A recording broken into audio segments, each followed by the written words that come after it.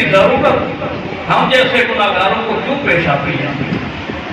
تو اسی پر قرآن و حدیث میں ایک ترتیب سے بات سنیں کہ رب کائنات کا فرمان کیا ہے اور ہمیں مرشد کی ضرورت کیا ہے۔ بلکہ کہتے سبحان اللہ۔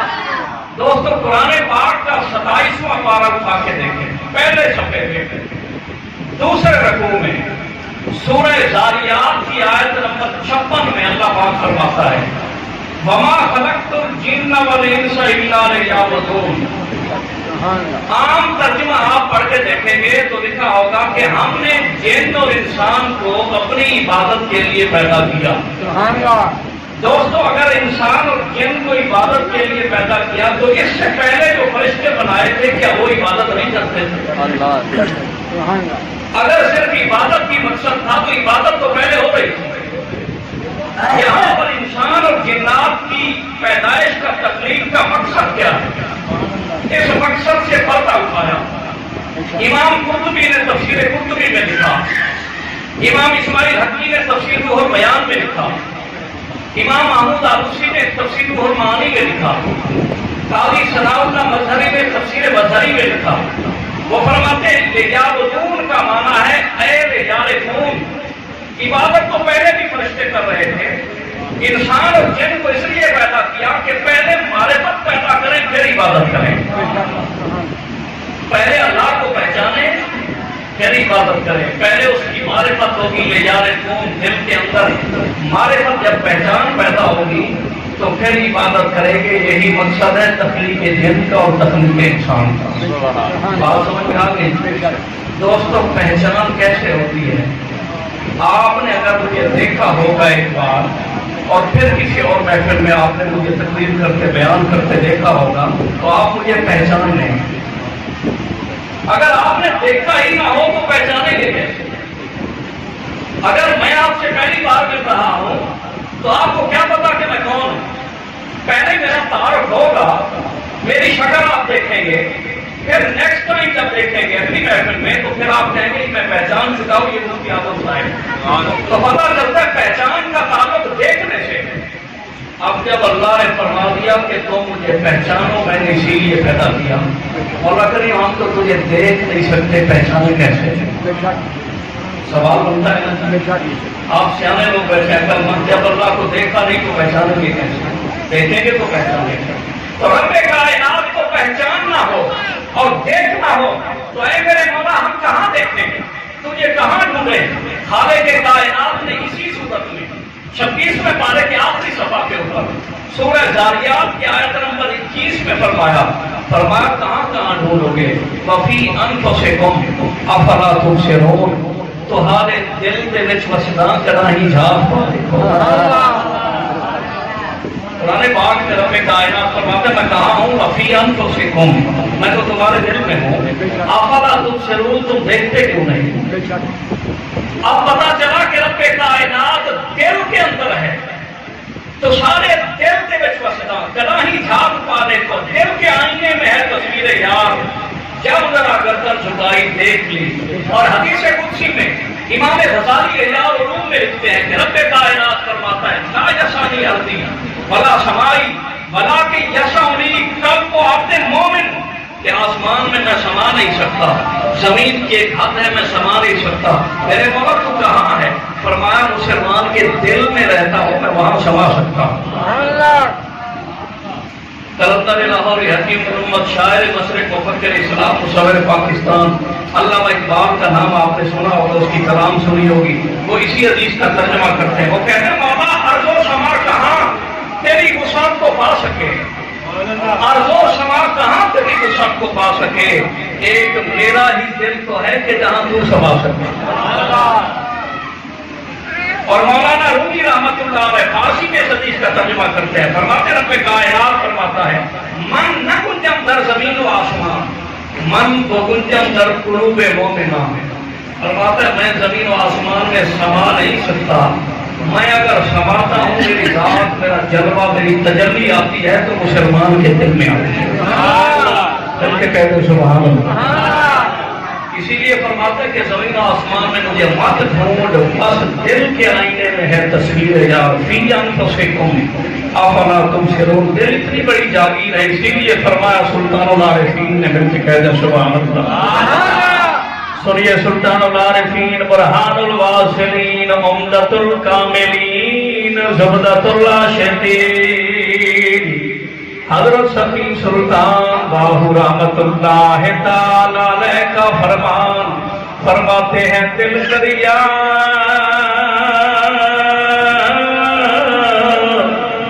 سمندر ڈونگے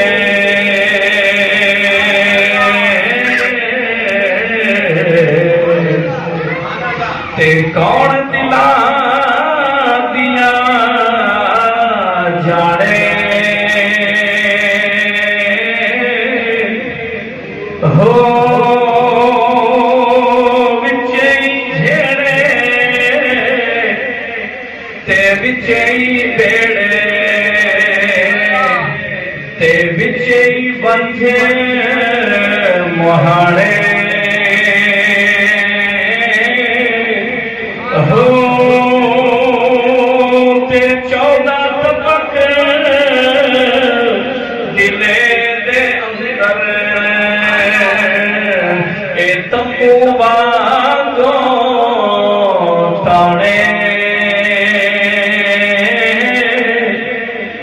ہو جو دل محرم ہووے باہو تے سو رب پچھاڑے ہو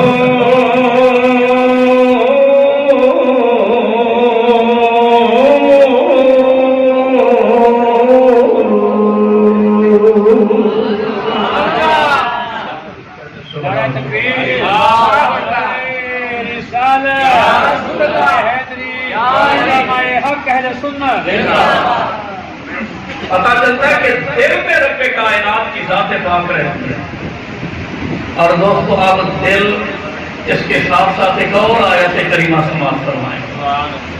سورہ ذاریات سے پچھلی صورت ہے یہ سورہ ذاریات میں رب کائنات نے فرمایا کہ میں دل میں رہتا ہوں وفی انفسکم۔ اس سے پچھلی صورت ہے سورہ کاف۔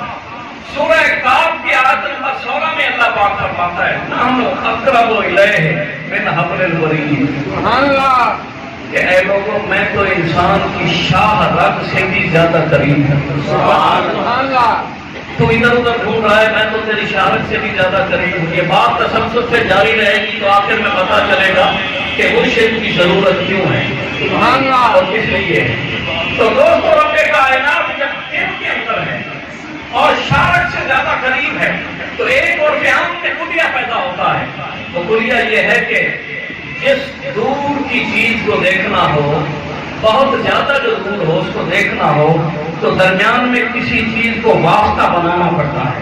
مثلا آپ نے دیکھنا ہو یہاں سے بیٹھ کے کراچی تو ٹیلی ویژن کو واسطہ بنانا پڑے گا، موبائل کو، انٹرنیٹ کو، پھر کراچی آپ دیکھ سکیں گے۔ یا ایک محدود دوری تک دیکھنا ہو تو دوربین کو وسیلہ بنانا پڑے گا تو آپ دیکھ سکیں گے۔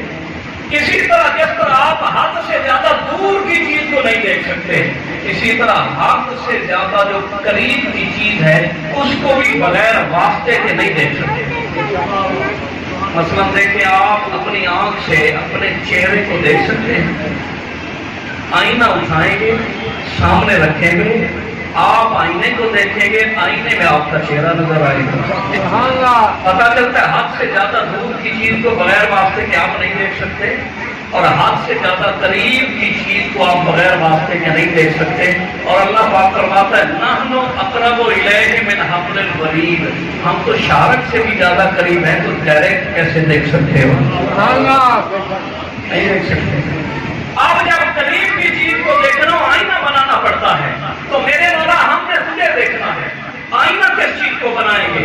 دیکھیں گے تو ہمارے پاس پہچان حاصل ہوگی، نہیں دیکھیں گے تو کیسے پہچانیں گے؟ اے میرے مولا آئینہ چاہیے تو میرے آقا علیہ الصلوۃ والسلام نے فرمایا، امام قسطلانی نے مواہب الدنیا میں اس حدیث کو بیان کیا، حضور فرماتے ہیں مانا مرآت جمال الحق، میں اللہ کے جمال کا آئینہ ہوں۔ اللہ کے جمال کو دیکھنا ہو تو آئینہ مصطفیٰ ہے، حضور کو دیکھنا پڑے گا تو جمال الہی کی تجلیات نظر آئیں گی، ڈائریکٹ نہیں دیکھ سکتے، حد سے زیادہ قریب ہے۔ آنا میرا تو جمال الحق، میں جمال خدا کا آئینہ ہوں۔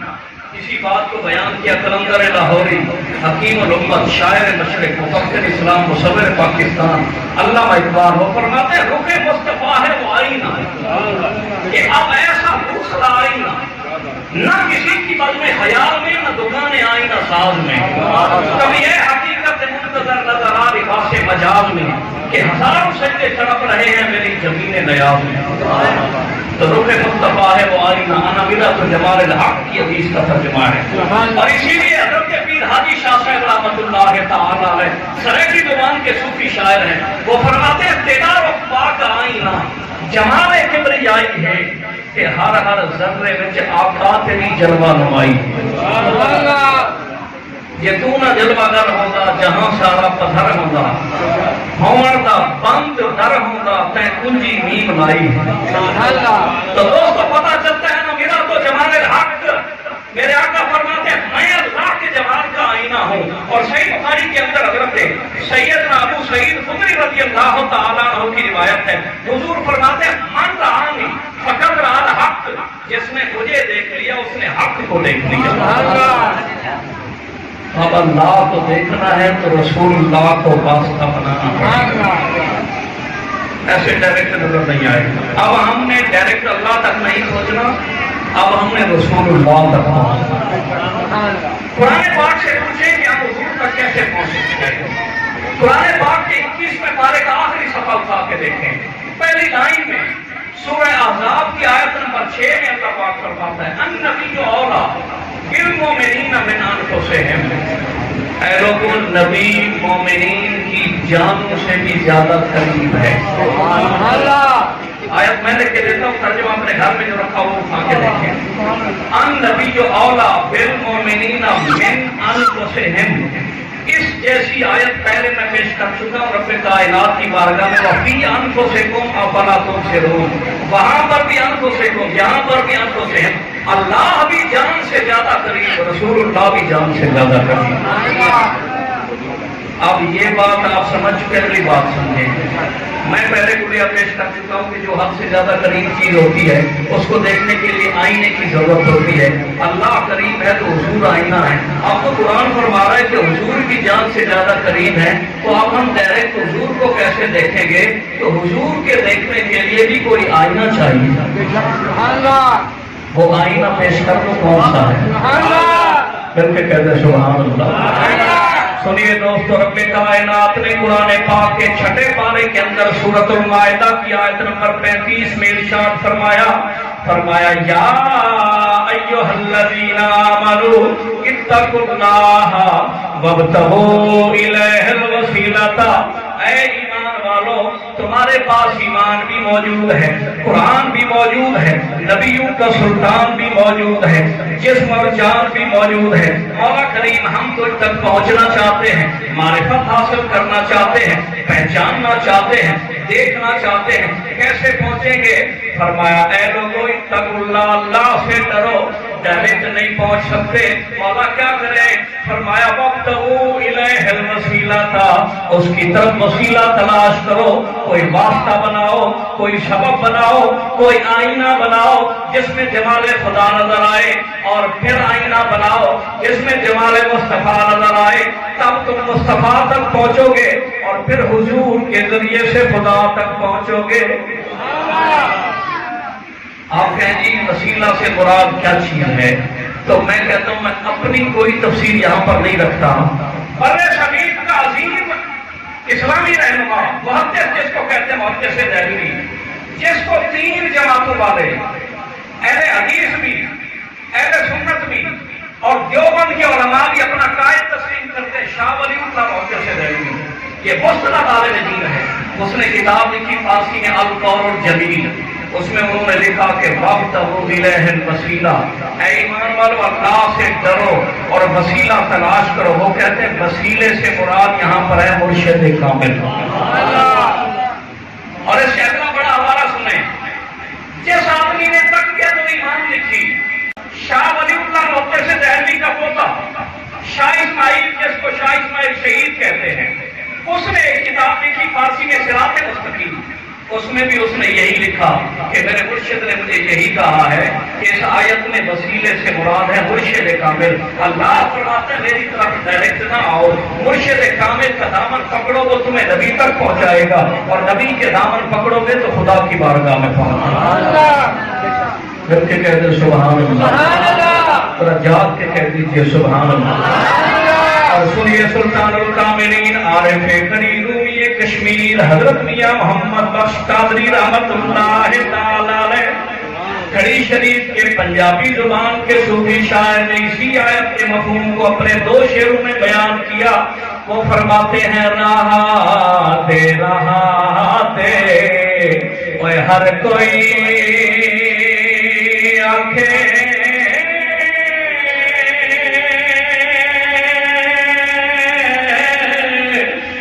میں بھی آکھا راہ دے بن مرشد تینوں راہ نہیں لبنا رول مرسے وچ راہ دے کہتے سبحان اللہ۔ اور فرماتے ہیں فضل تیرے نال لوہے تربے سنگ رل کے کتے جنت جان محمد بلیاں دے سنگ رل کے